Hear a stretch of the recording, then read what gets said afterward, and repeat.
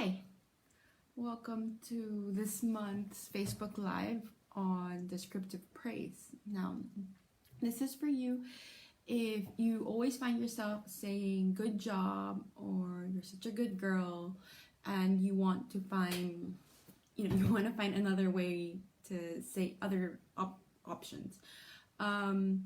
This is also for you if maybe you read somewhere that you actually shouldn't be saying good job, but you don't really know what you're supposed to be doing instead.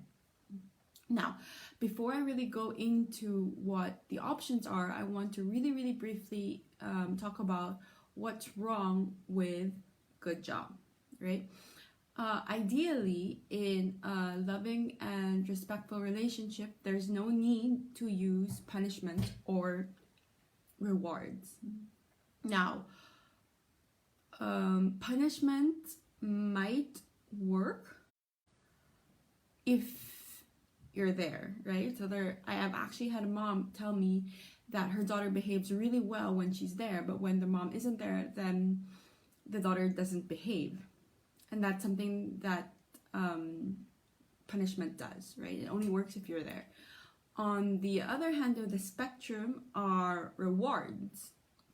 Now, you might think that rewards are, basically punishments are when we make our children feel bad for doing something bad, while rewards are when we want to make our children do something good, so we give them something that we think will be good. That might also work, especially in the beginning, but there might come a point wherein the reward for the child won't be worth the work or won't be worth what he has to do. So Alfie Cohen actually says that if you want a child to do something on his own, then the more you shouldn't reward him for it. While praise is actually a verbal reward, right?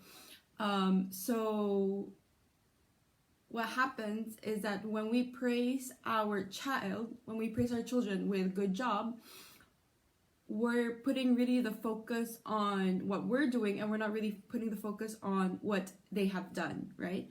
And just like rewards in general, there might be a time where they don't really want our praise and they'd rather just keep doing what it is that we don't want them to do. So the idea with not saying a good job is because then we're just putting the focus on us when what we want to do is put the focus on them and what they have done. So if you watched my first Facebook Live, you'll see that one of the basic communication skills was use descriptive language. Now, good job or you're such a good girl or anything like that is evaluative language, right? That's when we're putting our own opinion, our own judgment in what we're saying. And what we really want to do is avoid that and focus on describing. Okay, so there are four things that you can describe. You can describe what you observe. You can describe its effect on others. You can describe progress. And you can describe the effort, right? So as we go through these four different ways, I'm going to use the example of your child cleaning his room. Okay, so the first way was describe the effort, right? So let's say your child is cleaning his room, you entered, and instead of saying good job, it's describe what you observe. So it's describe what you see, what you hear, anything that you can use your five senses for. So let's say you enter the room, and so instead of saying good job, you say wow, look, I can see that you've put all the books on the shelf and all the Legos are in the box, right? So for the kid, that way he really feels like you've seen all the work that he's done. It's not like when you say good job, you actually could have said good job from the kitchen and not see that his room was clean. But going through the effort and actually describing all the things really shows that you validate him and you value the work that he has put, and that way he also can feel his own value for the work that he himself has done. Now, the second way was to describe what its effect on others, right? So going back to the example of your son cleaning his room, it can be that you describe how that makes you feel, right? You looked inside and you say, wow, it feels really, how would I feel? It feels really calming to see a clean room, right? So that way the kid learns how his actions affect others. Or some parents like to say, for example, you're such a good girl, or you're such a good older sister, right? But then sometimes when you say that, your kid might be thinking, well, I'm a good sister now, but you didn't see me hit my brother earlier. So instead, what you can do is just focus on what she did that maybe in that moment made you think that she was a good sister. So it could be, oh, look at how happy your brother is now that you shared with him your toy, right? So it's really just really showing your kids how what they've done affects others. So the third way is to describe progress. So this can actually also come in handy when you don't actually want to say good job, because you've entered the room and you see that they've only kind of semi-cleaned up and there's still like lots of other things that they can do. Now, a rule of thumb with this and with everything actually is that for every 3 positive things, so for every one thing, you kind of balance it out with 3 positive things, right? So when you want to kind of push towards them actually finishing cleaning the room, what you can do is describe the progress. So I can see that you've put the books on the shelf, the Legos in the box, the dolls in the crib. Now all that's left is for you to put the dirty clothes in the hamper. And you know what? Maybe you don't even have to say that last part. Maybe you can just like leave it like that, and then the kid will say, yeah, I did all that, and look, now I'm gonna do this. You can also just try to give him the opportunity to realize what's left to be done. And the last way is to describe the effort, right? Describe how you can see maybe that it was difficult for him to put the books on the shelf exactly this way. That must have taken you a lot of time. So they really, what's important here is that they can really see the value in themselves and in what they have done. Okay, so again, if you have just come on, the 4 things that you can do instead of saying good job are describe what you observe, describe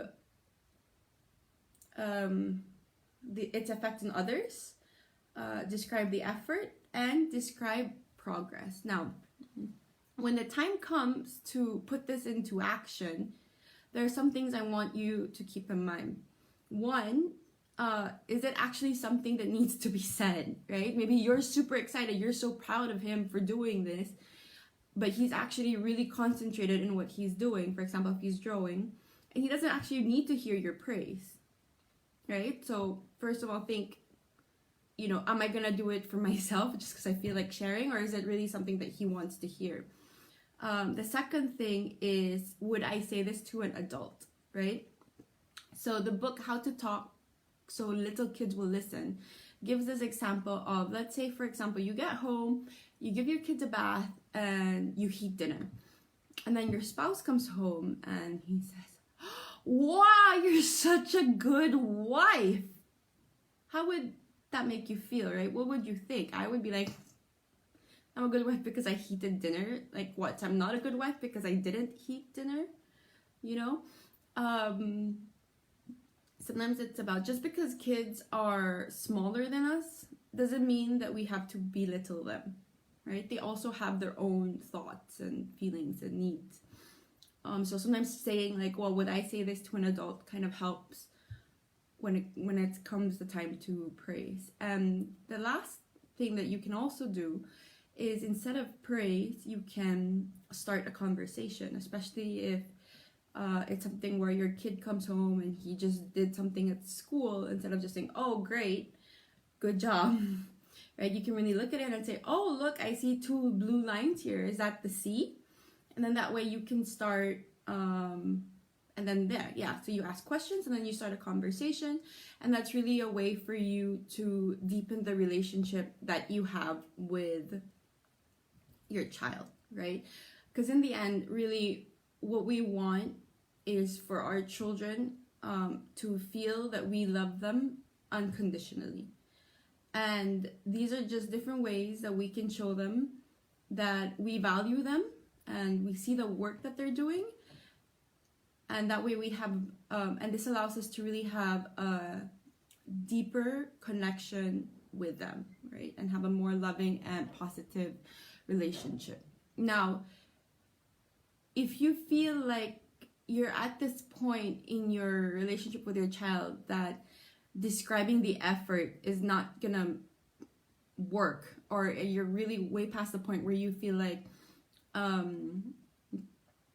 you don't even know how to have that positive, loving relationship, or maybe you actually feel like you do have it, but there are just some days where you just need some help, then I really recommend that you send me a message, right? And then we can work this out during the individual session. So as a parenting coach, I will help you look at your parenting or look at your family situation from a more global perspective. And then we can really zero in on what's going on, what are the needs of the family, what are your needs, what are your kids' needs. And then we practice different tools and strategies so that you can really have that relationship with your child that you both deserve, right? So thank you so much for listening, and I'll see you next time. Bye.